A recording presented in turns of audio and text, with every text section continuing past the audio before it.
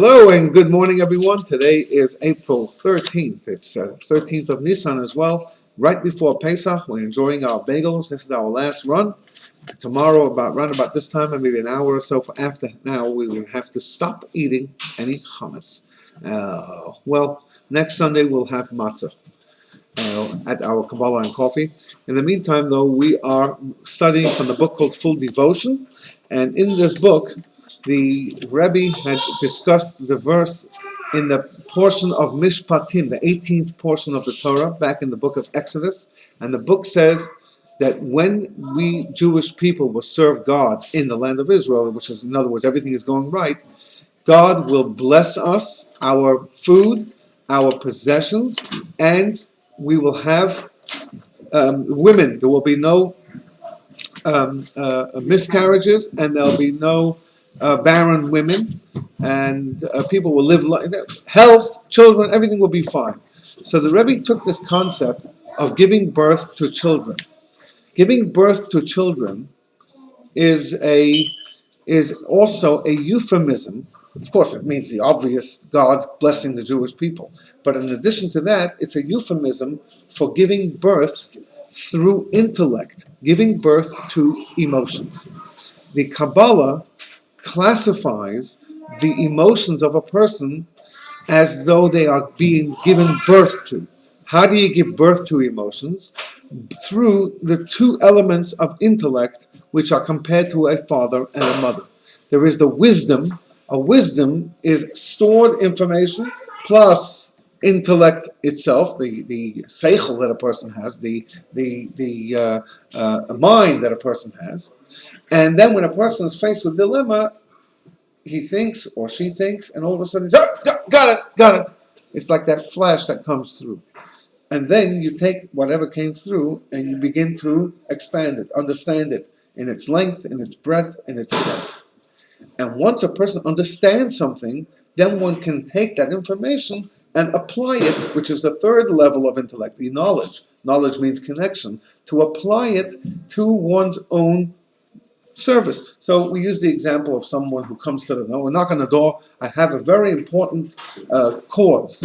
I would like to see if I can get you to donate. What's the cause? Well, we have this, we have that, and the other. Let's just say Chabad, a peaceful city. We come to town. We got to set up the synagogue. We're going to this, whatever. We're going to say that we're going to have Jewish. So this is, and you think your intellect understands it, and then when your intellect understands it well, you say, I want to be part of this. You become emotionally inspired or stirred.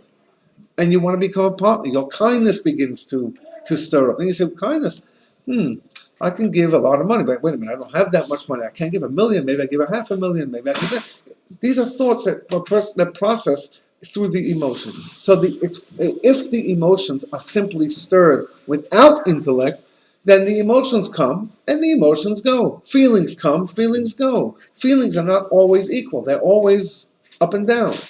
When a person understands something intellectually, when you've bought it intellectually, it remains. Because even when the feelings aren't there, you can always go back to your intellect that once understood it and can then it can then come again. The feelings can be stirred up again.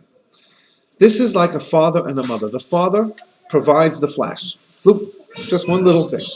The mother takes that flash and she expands it by length and by breadth and by depth, and all of a sudden a child is born after 9 months. Similarly, a person thinks and a person produces the emotions. That's a father and a mother characteristics in the intellect, and then comes the emotions. So when the Torah says that a woman won't be barren, there will be children that will be born, it's also, of course this is a blessing, but taking it a step deeper, it's also a message for people to be able to have the intellectual stimulation in order to have the proper emotions following the intellect. Now, when the Torah says there won't be any barren women, in the euphemism here, in this example, it means that everyone will have their thoughts straight. You'll be able to have intellect, and the intellect will be able to produce the emotions, the feelings that we have. And a miscarriage is when a person thinks something, and the thought peters out. It just that doesn't take you anywhere. Something is formed and then it just doesn't have an existence. It just goes away. So these are the ideas when God says to us that He will bless us when we're in the land of Israel. It doesn't seem to be necessary for us at this point. We haven't been in the land of Israel as a nation, a full, complete nation, for 2,000 years. And so these blessings and these promises pertain to when the Jewish people are in the land. So we're talking here on a more spiritual level to take the message and the lesson from this portion. It is an intellectual stimulation of the emotions. So that's where we are, where we got to.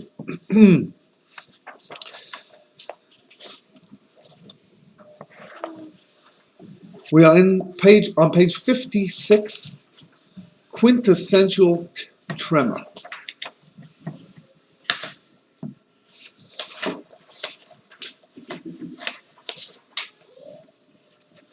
Page 56, quintessential tremor.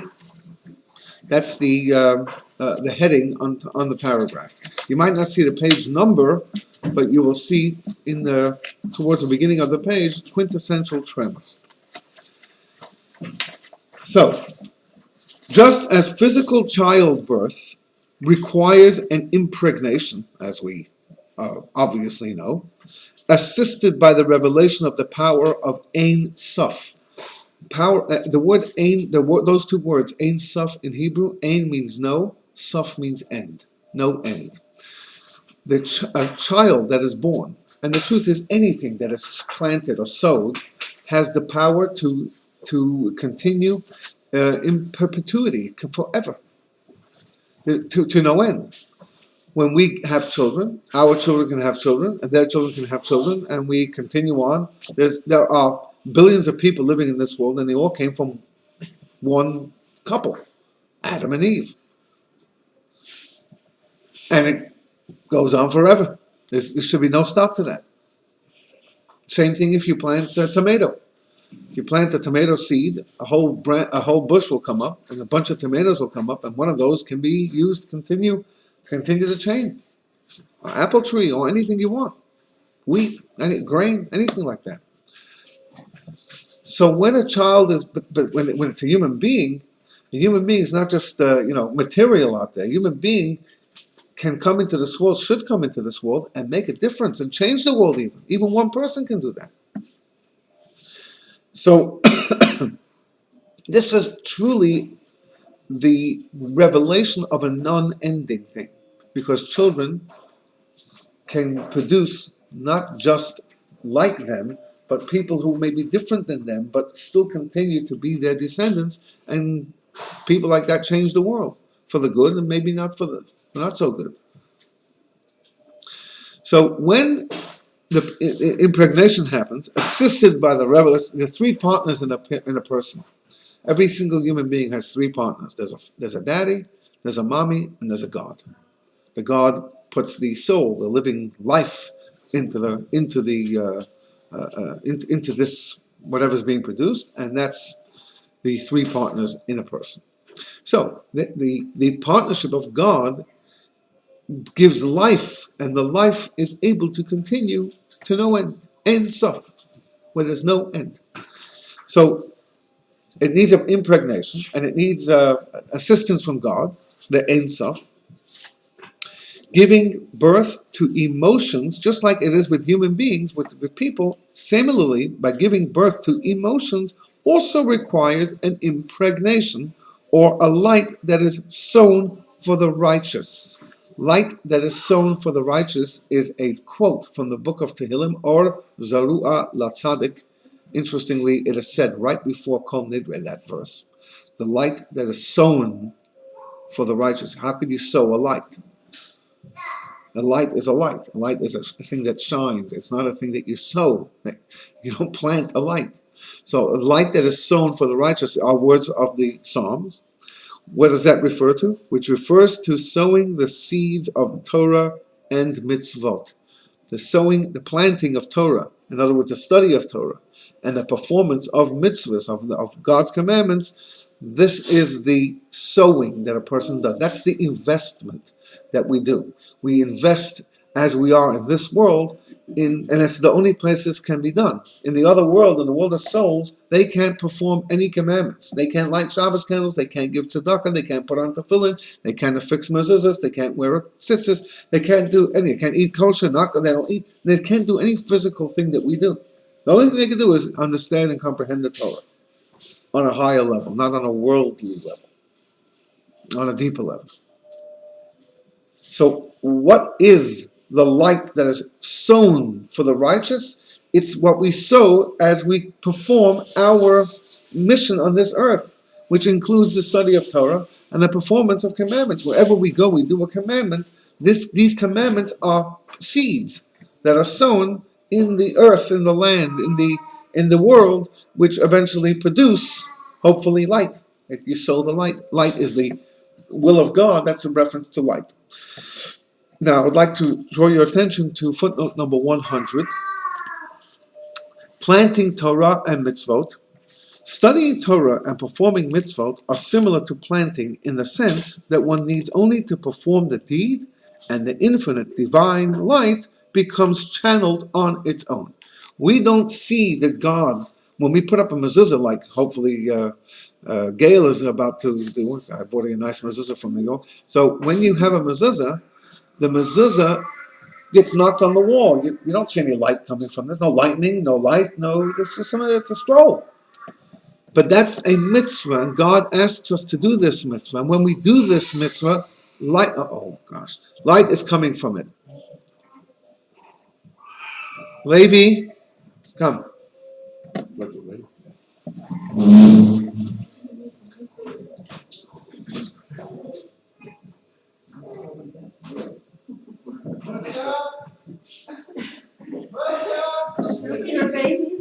Yes. Lady's making nice, but No babysit over here. This kid is bashing his sister. Leave. making nice now. Now he's making nice. Yeah, she wasn't crying before. I mean, she wasn't crying. She said why.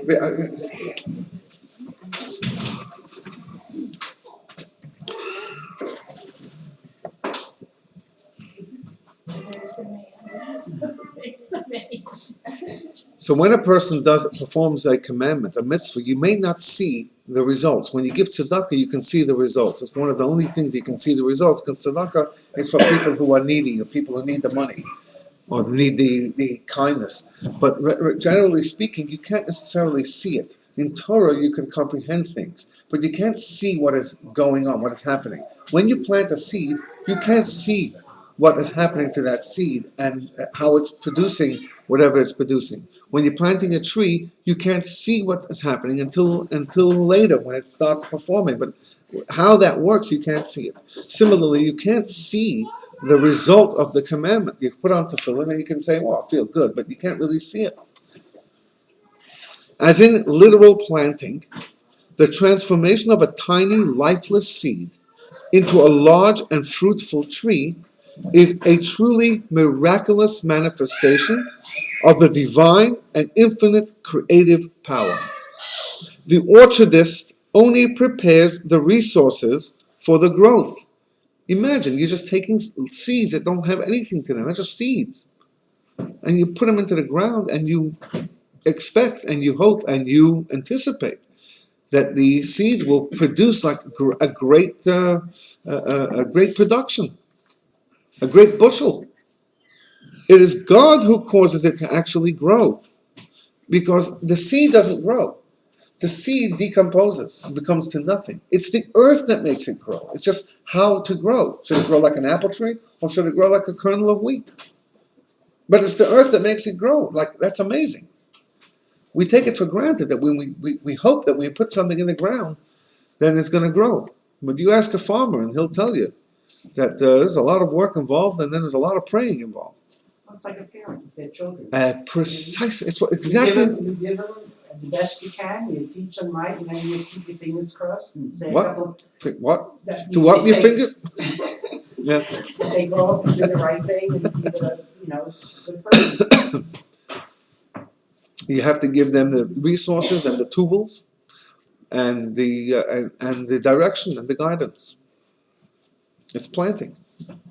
Similarly, when one fulfills God's will by studying Torah or performing a mitzvah, one plants the seeds, if you will, quote, i.e., in other words, he sets the stage for infinite divine light to be channeled into this world by the performance of the mitzvahs, like a seed.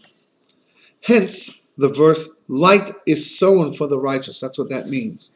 That Torah study and performance of mitzvahs causes divine light to descend and to be sown into this world. In a hidden manner, of course, like a seed hidden in the earth. The effect of this Torah study and mitzvah performance will be revealed only in the Messianic era, just as plants sprout up from their earthly concealment. Messianic era is when the world is restored to its original intention and to its divine obviousness. That means that there'll be a revelation of God, as the prophets continue to say, that the glory of God will fill the earth and everybody will see things completely differently than what we've seen until now. And then we will see the fruits of our labor. Until that point, it cannot be seen on this world almost entirely.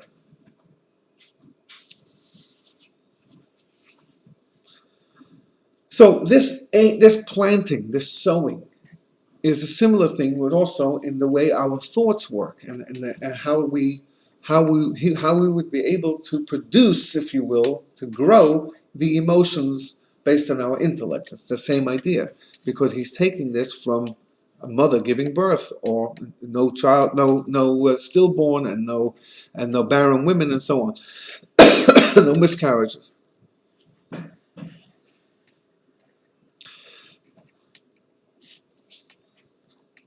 Okay.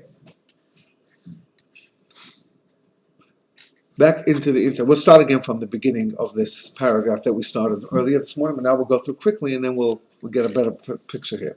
Just as physical childbirth requires an impregnation assisted by the revelation of the power of the Ein Sof, the no end of God, giving birth to emotions also requires an impregnation, a light that is sown for the righteous, like a seed that is sown, which refers to sowing the seeds of Torah and mitzvot. That is accomplished specifically by way of a supernal power. This is the quintessential tremor. The quintessential tremor. That's an interesting terminology.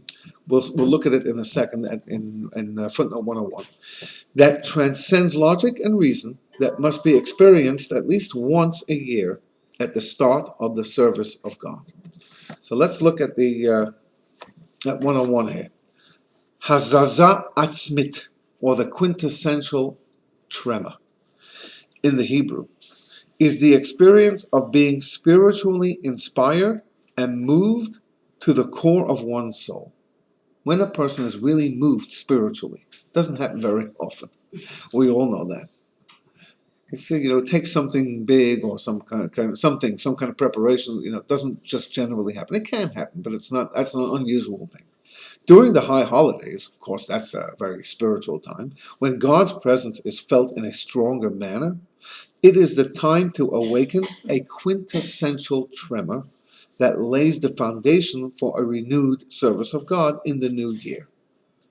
The quintessential tremor results from both human effort and divine assistance. In other words, God is sort of knocking on the door, and we suddenly feel that we need to be in the synagogue. We need to hear the shofar, or the shofar may do that to us. More some prayer or some word that someone may say, or the rabbi may share, and there's some inspiration, some thought that gives us the ability to sort of get in touch with a deeper element.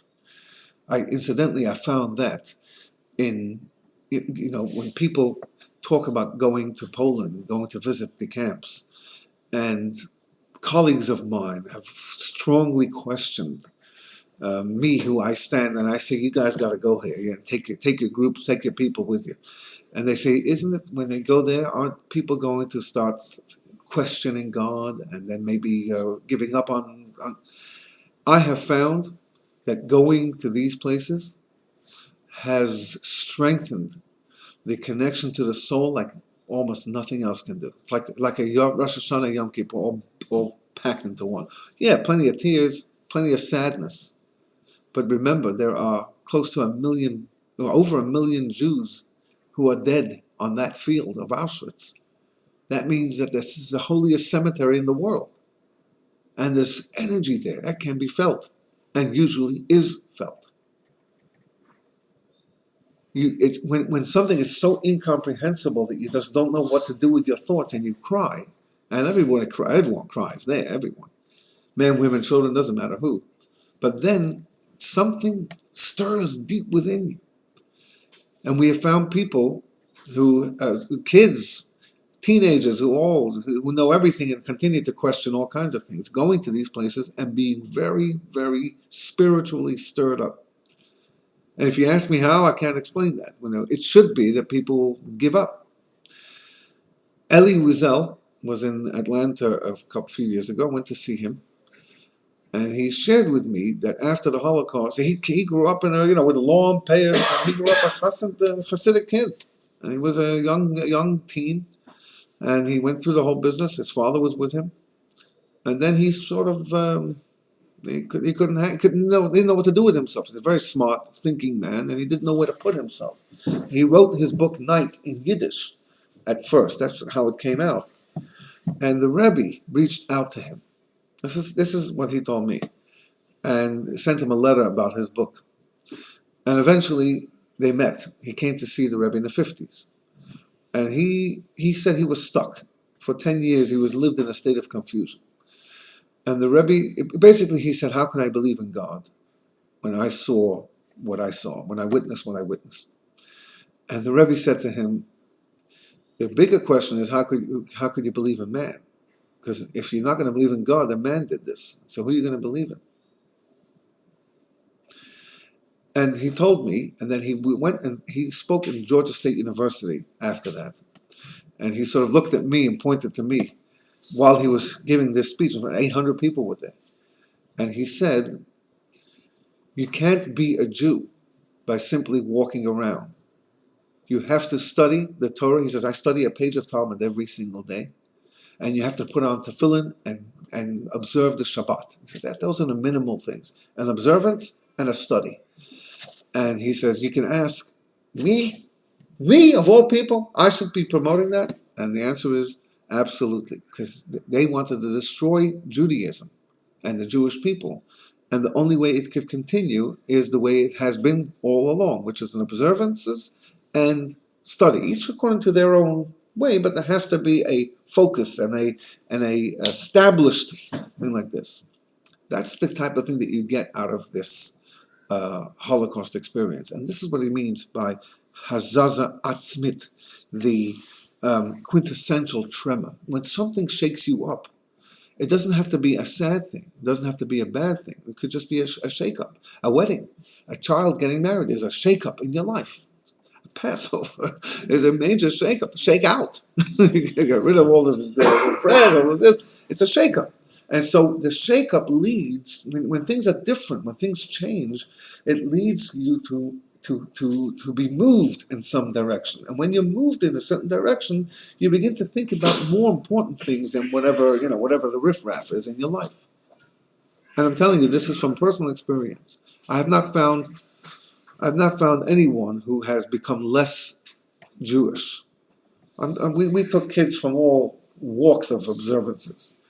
And one kid that we took, these were high school seniors. One kid said, I'm an atheist, I don't believe in any of this stuff. And in Auschwitz, he was putting on tefillin. And when he finished it 2 weeks after going through Israel, he says, you know what, I'm not an atheist. You can't be an atheist, he said, after going through this. You just can't. It's a deep connection to your people, to your heritage, to your past, to your God, to your soul, to your own soul. We don't get in touch with our soul very often. This is what he means by the high holidays. You see people who don't observe, who don't really care, if you will, but on high holidays they're very particular. They must hear the shofar. They must pray a little bit. They have to come. They have to stand. They have to sit. They have to sing. They have to partake of the meal. They got to do something. They feel that there's something there. That's God saying hello. And that's their soul saying hello, or their godliness within them saying hello. That's what he means here. The quintessential tremor results from both human effort and divine assistance, because God makes himself more readily available at that time, the high holidays. It is easier for the person to access godliness by way of his own effort. All of a sudden, we seem, we might not hear the call, or we might not hear the knocking, but we feel it. Although he must still plant the seeds, what he reaps is far greater than what his effort is capable of accomplishing, like on his own, due to the divine presence that comes to his assistance and enables him to experience the quintessential tremor. The quintessential tremor, the shake-up, the spiritual shake-up that we feel every once in a while. Or if you do a Shabbos right and you feel, you bask in that atmosphere, or if you do these things the way they should be done, the proper Seder, these kind of things bring a certain connection that we feel from our soul, inner parts of us to God. So let's go back. This is the quintessential tremor that transcends logic and reason, that must be experienced at least once a year at the start of the service of God. So that's the beginning, the opening, the flash that comes to us as a result of our connection, our spiritual divine connection.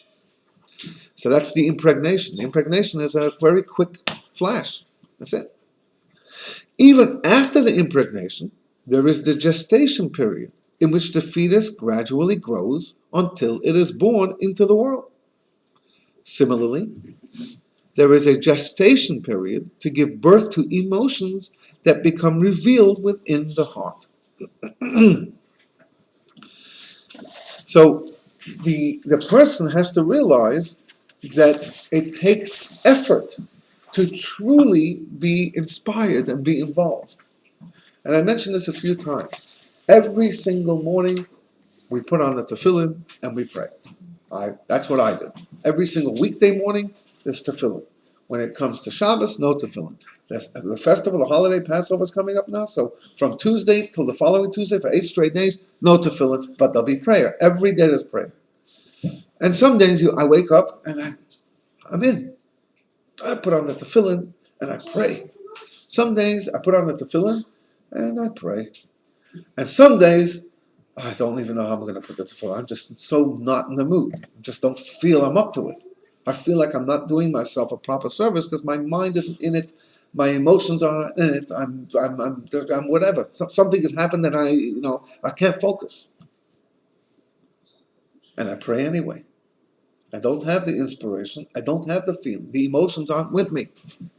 And my intellect says, you got to do it. So I do it. Why don't But you put the tefillin on during Passover? Because we don't, just for the same reason we don't put them on Shabbos. The tefillin are a sign. We say in the Shema, Ukshartam la'ot al yadecha v'hayu l'totafot bein einecha.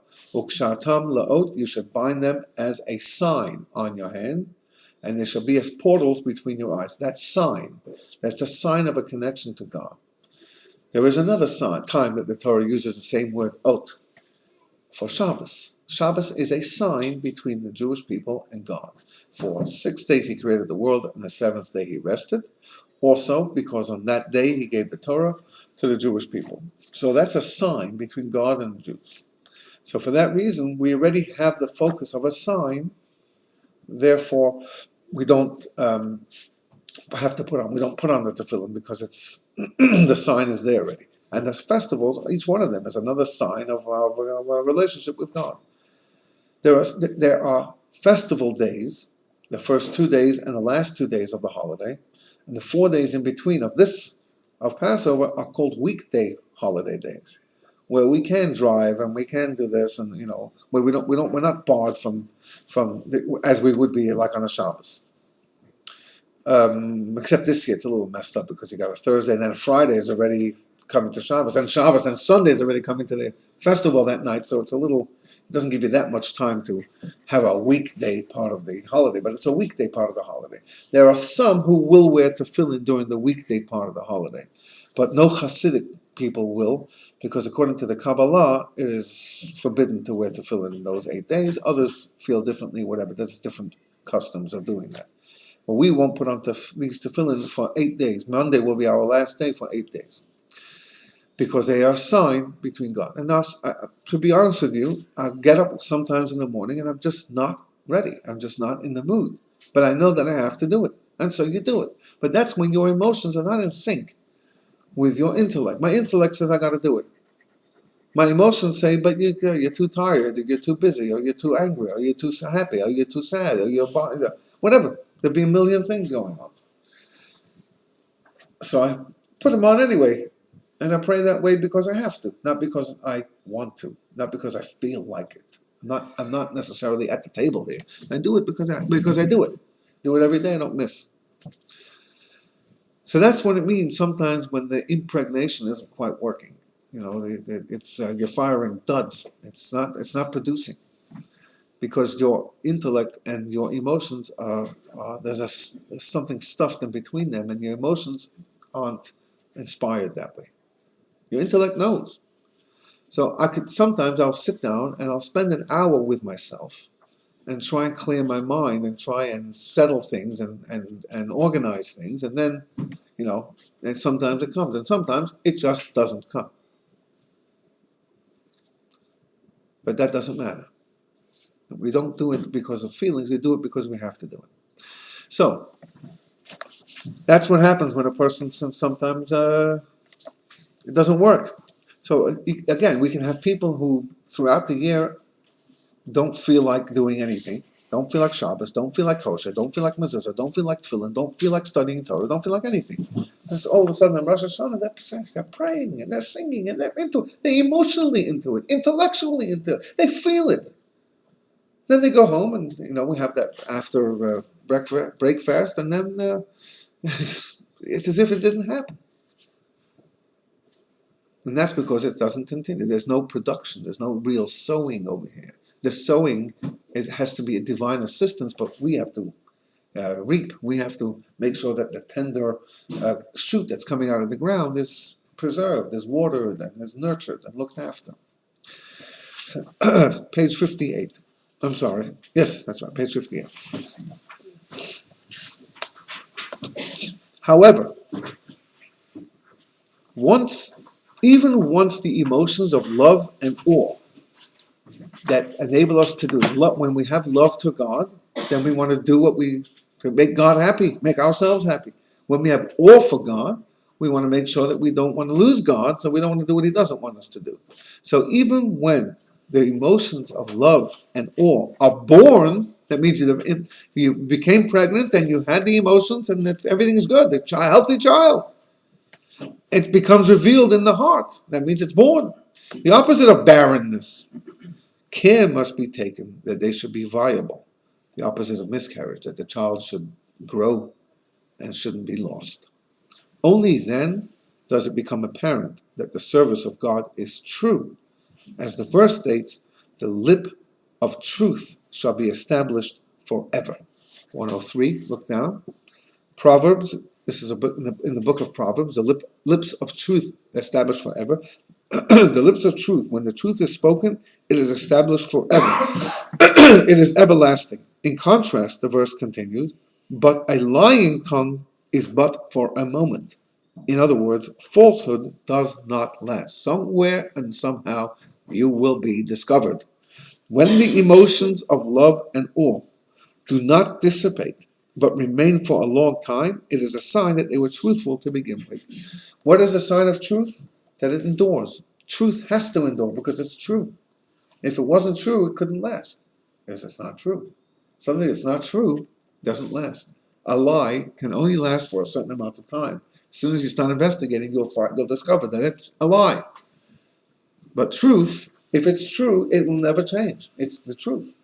So when a person is involved and emotionally moved, and the impregnation has produced a child that lasts, then you know that it was true, a true emotional, a true impregnation. That it wasn't just a fleeting, dud, but it went and it produced a child, and the child grew, and results came out of it.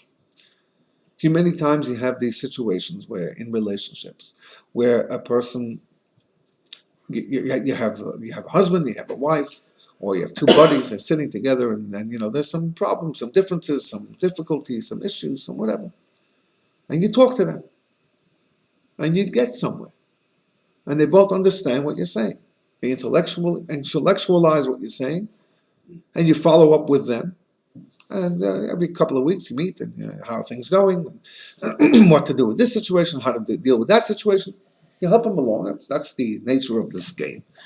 And eventually, they should go on their own and continue having a life where they now have some tools how to deal with the issues. And then a year later they come back, and it's the same story. Why is it the same story? Because they haven't worked and taken those tools further. That means you've given them you can't hold people's hands all the time. You've given them perspective and ideas. And that takes change. Change takes time. It takes effort. It takes a real effort to produce. And when I suggest, for example, you should go out on a date every single Tuesday night, Wednesday night. This is part of the tools to reestablish, reconnect. Time for yourselves. I'm too busy. I can't do it. What do you want to accomplish here? Do you want the relationship to go, or do you want the relationship not to go? If you want the relationship to go, then you can't be too busy. There can't be other things that are more important than this. I'm not asking you to do it every day. I'm asking you to do it once a week.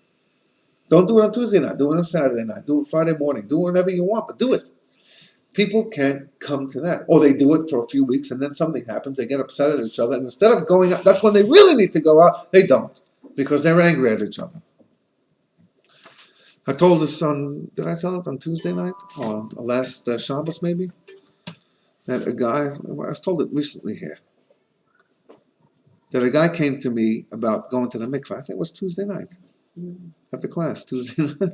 A guy came to me. Going to the mikveh is once a month after the menstrual cycle. The wife goes to the mikveh. This guy was an observant guy, and he's walking home from shul with me. We're going from the synagogue back to my house. He was a neighbor of mine. And he says, I have a halachic question. I need to resolve this. What's the question? My wife is scheduled to go to the mikveh tonight. Going to the mikveh tonight means that husband and wife get together after the separation of however many days it would be, 12 days, 13 days. I said, why are you telling me this? This is too much information. He says, well, here's the problem. The problem is that we had a massive fight about 2 weeks ago, and we haven't talked even for 2 weeks. And, there's no way she's going to the mikveh tonight. So I said, you missed the whole point of this mikveh thing.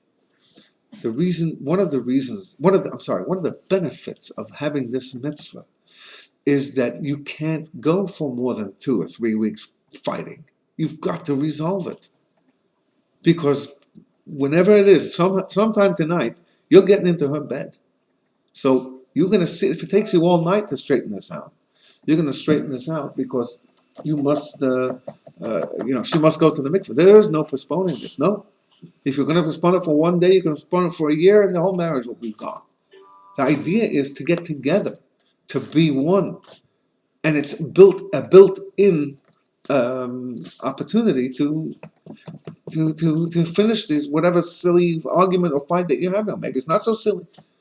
Sit down and talk. You don't have the guts to sit down and say, "Let's talk."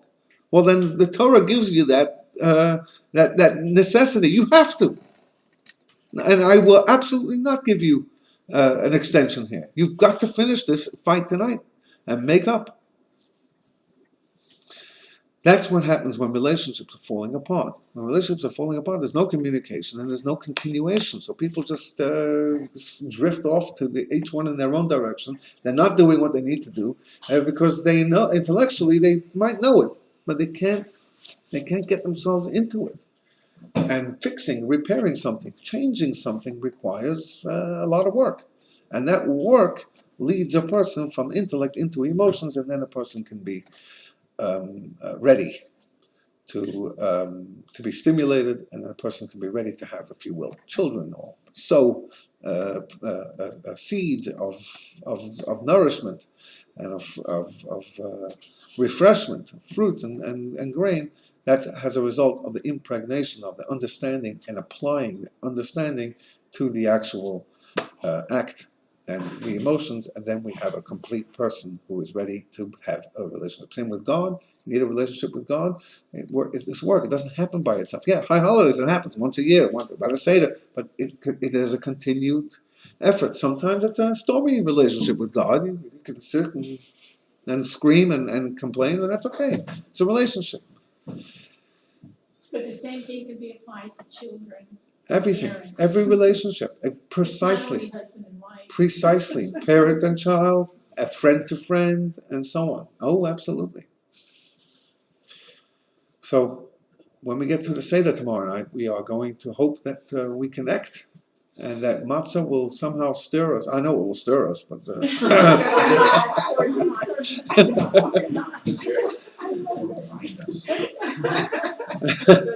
And we look forward to the celebration. Have a great day and a good Yom Tov.